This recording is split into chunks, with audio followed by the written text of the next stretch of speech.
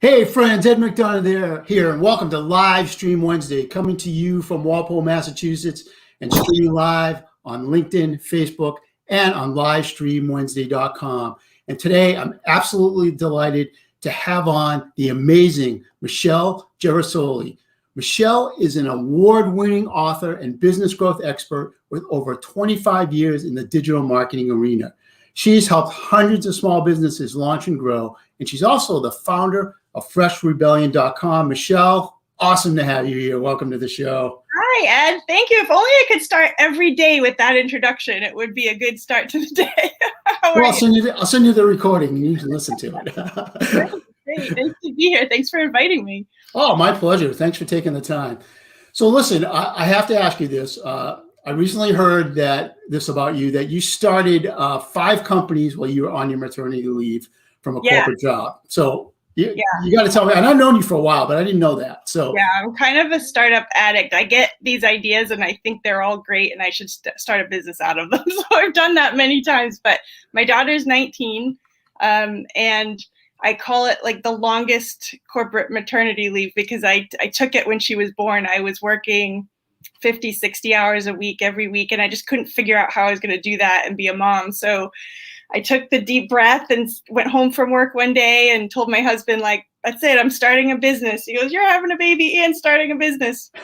And it was a marketing business, and I was doing marketing professionally, so it just made sense to me, but he was a little panicked about it. It was enough, I think, to learn he was going to be a new dad, and then his wife was leaving her job, so he stuck with me throughout it all. But yeah, I started that 19 years ago. My first client was my last employer, so it worked out good. And the experience of starting a digital marketing company as the internet was new, and I had done it in corporate world, and then I came out of corporate and did it for small businesses, partnered up with Constant Contact for email marketing. I've been doing that straight through, but working with the Small Business Development Center in Rhode Island gave me the opportunity to help hundreds of startups. And then I got to write a book about startups, and then I got to work in a few startups. So it's been a real pleasure to work with so many different creative professionals who just want to make money doing something they love. And that's been a joy. Yeah, that's awesome. So speaking about that, when you and I were talking about doing this, we were talking about, passion or profit for passion, right? So how have you done that? How have you created streams that correlate to like your personal interests that you have a lot of, a lot of passion about? I know you, and I know you have that, but tell me more about that. Yeah, I think, you start your career, and I'm thinking about my daughter, just studying right now, what she's going to study. What does she want to do for the rest of her life? And she's really good at video, actually. And I said to her, you should think about doing it for work, studying communications and media. She's like, no, Mom, I like to do that. I don't want to have to do it to get paid. So that's a mindset. But it's like, well, what a joy if you can do something that you love and get paid, So, I think you come out of college with an expectation of what your career is going to look like. And I went the traditional business school route, went into corporate. I worked for a division of CVS for a while. I worked in technology, education, finance. And that was all good. It was all learning and growth as a young professional. But then when I started my business, I was like, I can do anything. What do I want to do? And so I took a lot of time to study my own personal interests, values, how I wanted to spend my day working, because you can do anything, but you can't do everything. So, marketing was kind of a new thing. The internet was still fairly new 20 years ago. So I learned as I went, and I enjoyed the opportunity to connect directly with the market versus traditional marketing, which was, advertising and more mass marketing at the time. So I got to the point where, as I said, I was good at service, like providing services. And that was kind of a traditional model. You get hired by a client, Mm. They pay you by the hour, by the project, or on a retainer basis, right? But then I started hearing about residual income, where you do the work and then you get paid for a long time, either the commission for the project or repeated income, which I just kind of fell in love with that. I'm like, wait, I could do the work now and get paid for a lifetime. Sign me up for as many of those. Yeah. So multiple streams of revenue is always a smart business strategy. And I've done it. And then, I came out of one of the jobs that I worked with, the startup with Jamie Oliver, in 2015, and I was kind of back at square one. I was still being wooed by Constant Contact to come back and teach, but I'm like, I need to spend time at this phase of my career that's really meaningful. I don't want to just pick up a project because there's some money behind it. So I followed my passion for food and organic food and beverages, clean eating. It was a personal passion of mine, and you can see my little logo right here. Where is it? Right there. Yeah. That's my little sunflower pirate, to be rebellious about, excluding toxic foods from our culture. So I get to promote the good guys and get paid for it, and that's a joy. Yeah, that's awesome. That's awesome. So to go back for a second, it's really interesting because for a lot of people, especially kids getting out of college, it's hard for them to understand about following their passion because they haven't done a job that they didn't like, or they haven't done a job that they didn't like for a long time. And, I was a corporate guy for 25 years. And although I love the technical part of it, I'm a tech geek on the side. It wasn't really following my passion. It wasn't doing what I love. So I think it's really cool that, you did the same thing. You kind of assessed, what do I really enjoy doing? And even my first business, which was a woodworking business, which I love to do, I wasn't as passionate about it as my marketing company. So I think that's so key that people understand that and do it. So thanks for sharing that with us. Yeah, no worries. I think, the generation that's coming up out of secondary school now, they don't even have to go to college. I could save a lot of money. My husband would kill me, listen. But, the kids have access to information and even training. My son's been in an engineering academy since freshman year of high school. So they're getting advanced training at an earlier age, and they're capable of, creating their own thing. So it's really important to just kind of tune in and check in with yourself and say, am I going to want to do this every day for the next even 5 years? You can make that choice. So yeah, it's pretty cool stuff. So, hey, listen, so you wrote this book here. There it is. Which is, an entrepreneur's book for women. Tell me about that. Tell me why you decided to do it. Just tell me about it. So the book came about, I had gotten my MBA, I think I was 26 years old, and I had read every business book in the lineup of business books. And there were really none targeting women. And I had taken a class on eBay, which was new at the time. Amazon was the shopping place for books when it first started. It wasn't, you can buy anything on Amazon now, but back then it was just books. But I was exploring for a client eBay, and I heard about a gentleman who created a book about going to places in New Jersey where the Sopranos were relevant to the Sopranos TV show. And he made a lot of money selling a digital book on eBay. And I'm like, there's that residual model. You do the and then you sell it over again. Yeah.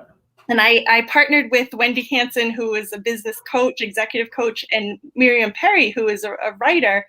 And the three of us created the Sassy Ladies, which won awards. The book won a Writer's Digest International Award.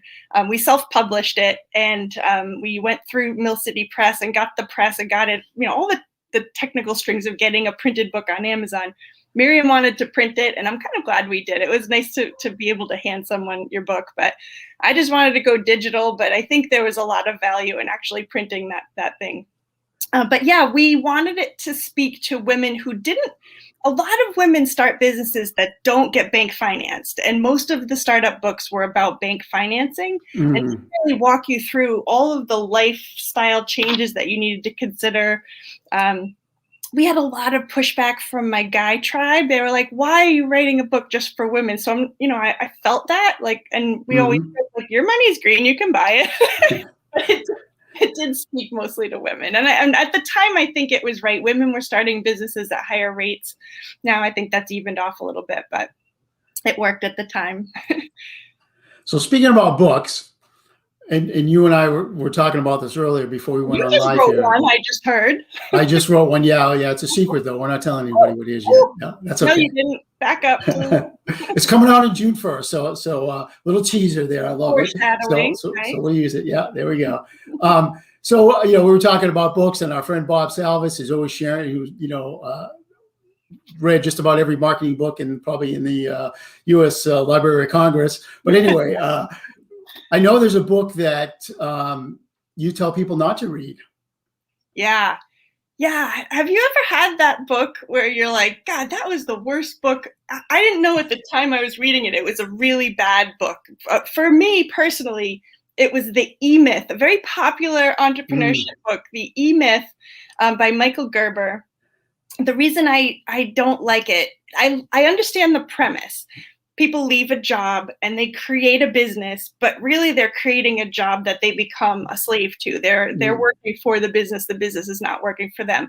So the premise of the book is to build a business with a scalable business model so that you can sell the business, or people do the business for you. You're not the baker, you own the bakery, essentially.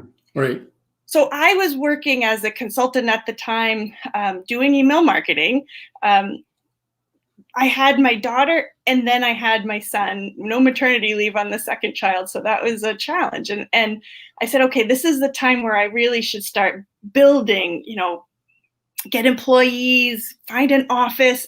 But the reason I created that business was so that I could work at home from my kids. Then all of a sudden, there I was with a business that kind of owned me.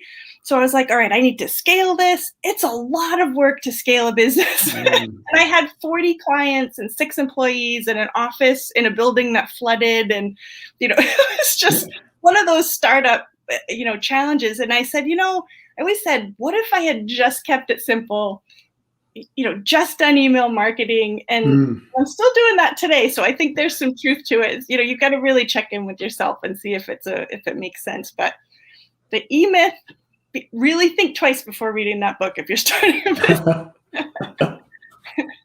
I love that. So my first business, some people know it, some don't, was a woodworking business. And about a year and a half, I built custom furniture and cabinetry. But about a year and a half before I started that business, I was actually looking to start a custom kitchen cabinet business. Yep. And so I did a business plan. And what the business plan told me was I didn't want to do that business because I would have had to follow the other model, leasing the 20,000 square foot, warehouse and buying $150,000 worth of equipment and having 10 employees. And that wasn't what I wanted. I just wanted to, be a guy on his own making stuff out of wood. Right. Yeah. So it's really interesting that you said that. And I love that. And kudos to you for telling people that, that's something that you just need to think about. Like, is that really the lifestyle that you want? Yeah. Again, for me, it isn't. I like being a one-on-one and working with, independent contractors. And it just makes more sense for me. So I totally get what you're saying. Yeah, you do it well. And coming from someone who just signed the dotted line on new kitchen cabinetry, it's a project. Although right now that industry is hot. It is. Yeah. From COVID, and they're all wanting to get their kitchens redone. So yeah, but it's very competitive, and that was the thing is in order to be competitive, you had to have a business at that level, Yeah. So, but anyway, it's just interesting that you say that. So, I love working with you. Michelle and I are also part of the Marketing Camp team, which is coming up in September. And we're going to be talking more about that. But one of the things that I love about you, Michelle, is you're the idea person. You're an ideaaholic. So talk to me about that. Yeah. Ideaaholic. So ideas come very freely to me. I guess I have a vision. I have a skill of having vision, so I can see something. If someone has an idea, I can see it happening and help put the dots together to make it happen. Someone called it ideaphoria the other day. Like, you get an idea, you get excited about the idea, and you want to dive in and explore it. You don't always have to create a business from it. Very easy right now to drop a new brand, create a digital presence for it, start building the communications. But to do that without thinking through the business model, like you just said, Ed, so risky. You can really spend a lot of time and money doing something that's not going to ever work in the end. So, using the resources like the Centers for Women in Enterprise, Small Business Development Center, SCORE. I know a lot of us on the marketing team have done SCORE counseling, just to have those independent third-party experts reviewing your idea before you sink a lot of time and money into it is a really good practice. Yeah, absolutely. So, like, is there an inspiration or someplace your ideas come from, or do they just, they just pop in your head? It depends. A lot of people come to me with problems, and I'm like, oh, here's how you could solve that. I guess there's a little bit of engineer in me too, but yeah, it's a good question. It's just a matter of kind of kicking back and thinking about the possibilities. Wanting to always provide something better in the marketplace. That's the sweet spot, right? When you have an idea that nobody else is doing, which is rare, probably someone else is doing something in another part in the world. But if you can figure out, like right now, I'm trying to work with one of my clients, which is a church, to figure out what the gaps are in the food. They have a commercial kitchen. It's like, well, what are the gaps? There's people who do food pantries. There's people in restaurants. There's no one really doing a food rescue or cooking lesson. So we're trying to figure out, like, is there a fit for that in this building? So yeah, it's that kind of ideation, market research stage that's really fun.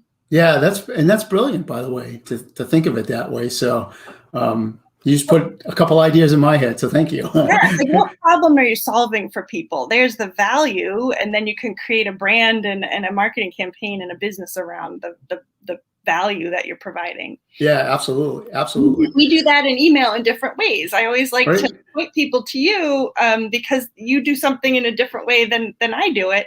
I've always been teach them and set them free on this platform, but you've built your own platform, which always astounds me with all the technical knowledge that you have, and you can do it for you services. So that's two completely different ways to do very much the same end results. Yeah, absolutely. And actually my business was born out of just what you were talking about. Was I noticed that there was a big gap in people that wanted marketing but didn't want to learn to do it themselves, and also were building email lists, but weren't utilizing them, other than to send out a newsletter every month, which is something you absolutely should do, but they weren't using it to generate revenue. So, what my done for you email marketing services was born out of that, was the fact that, hey, look, there are people who want it done but don't want to do it themselves. So that's pretty cool. Yeah, you can't do everything yourself, and there are people who have to because they don't have the startup resources. They're just going to figure it out, and that's, in the beginning, it's probably good for them to really connect with their market directly, and you get to the point where it's like, all right, you need leads, you need a lead machine, and